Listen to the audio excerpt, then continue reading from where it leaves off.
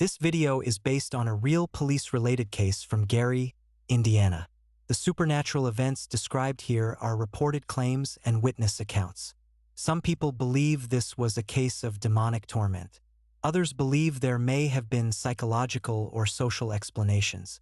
But whatever the cause, the case became so unusual that police, doctors, child services investigators, hospital workers, and a Catholic priest all became part of the same disturbing file. And one Gary police captain, a 36-year veteran, would later say the words that made this case famous, "I am a believer."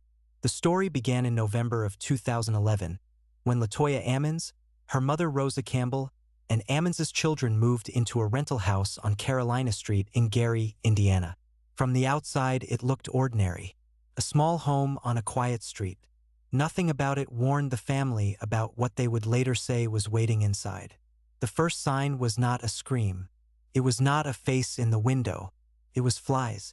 According to the family's account, black flies began swarming the screened-in porch in the middle of winter.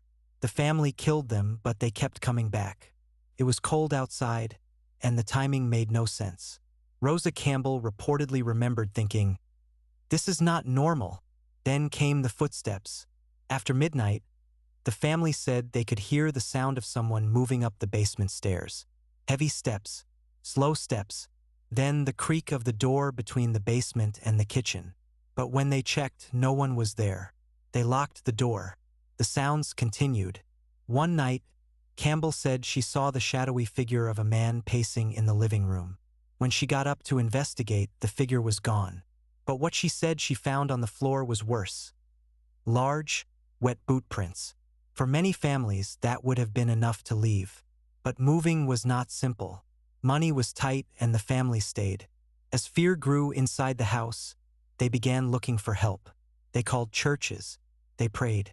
They tried to understand what they believed was happening around them. Then, in March of 2012, the story turned darker.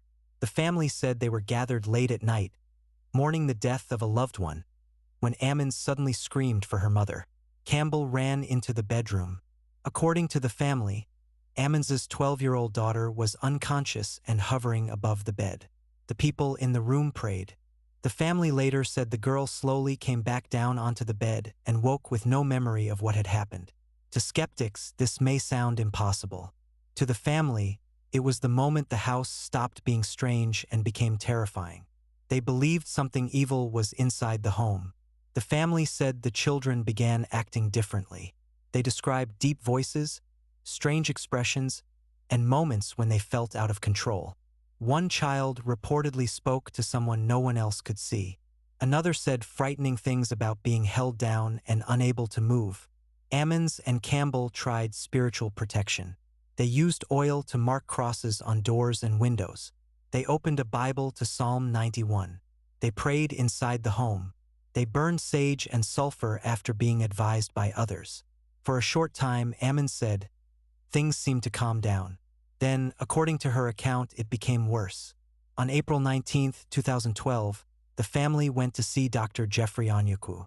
Ammons hoped the doctor might understand, or at least help explain what was happening.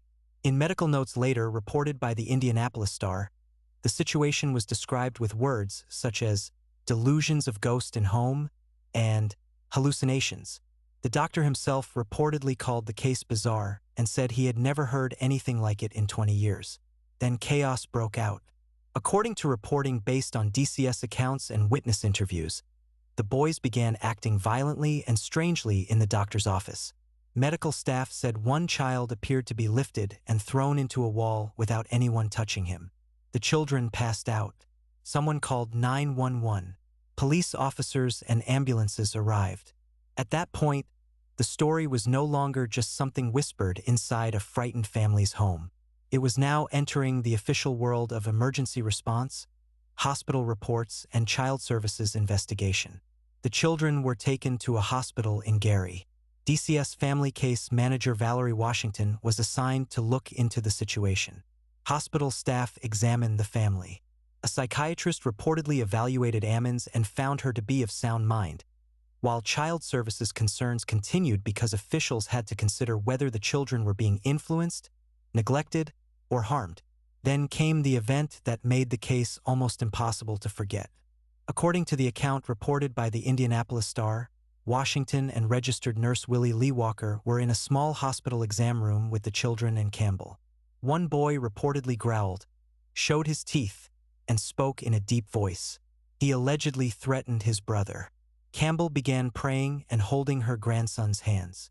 Then, according to the DCS-related account, the 9-year-old boy walked backward up a wall toward the ceiling, flipped over his grandmother, and landed on his feet. The nurse, Willie Lee Walker, reportedly told the Indianapolis Star, "There's no way he could have done that." When police later asked whether the boy had simply run up the wall like an acrobatic trick, Washington reportedly said no.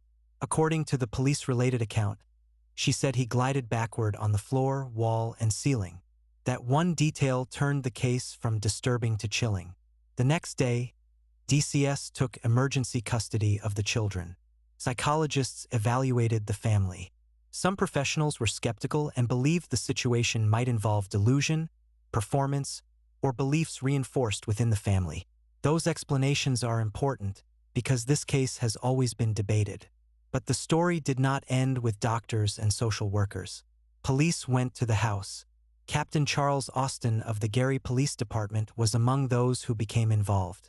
He reportedly began skeptical, thinking the family might have created an elaborate story. But after visiting the house and interviewing witnesses, he changed his view. He later told reporters, "I am a believer."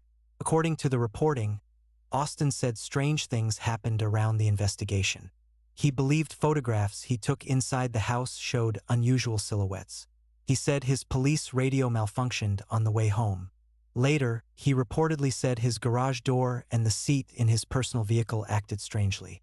To skeptics, these details could be coincidence.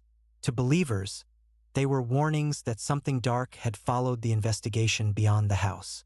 Around the same time, Reverend Michael Maginot, a Catholic priest, became involved after a hospital chaplain contacted him. Maginot interviewed the family and visited the home. He later said he believed the family was being tormented by demons, though the church's process required attempts to rule out natural explanations. The family's faith became central to the story. Prayer, crosses, scripture, and exorcism were not background details. They were the weapons the family believed they had against whatever was happening. Psalm 91 became one of the most powerful images connected to the case. "You will not fear the terror of night, nor the arrow that flies by day." That verse matters because the Ammons case is not just scary because of what the family said they saw. It is scary because ordinary systems became involved. A doctor's office, 9/11, a hospital room, DCS reports, police visits, and a priest called into a situation that no one could easily explain. The case still divides people. Some believe the family experienced genuine demonic activity.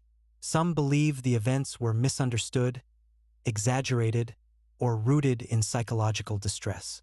Some believe the truth may sit somewhere in the uncomfortable space between fear, faith, trauma, and testimony. But for Faith Talk Revival, this story leaves us with a sober reminder. Evil, whether spiritual or human, often hides in ordinary places. A quiet street, a closed basement door, a family trying to survive. And when fear enters a home, people reach for what they believe is strongest. For this family, that meant prayer. It meant scripture. It meant calling on God when no human explanation seemed enough. This is not a story told to glorify darkness. It is a story about what people do when darkness feels close. It is about fear, doubt, official records, and the question that still hangs over that house in Gary, Indiana. What really happened on Carolina Street?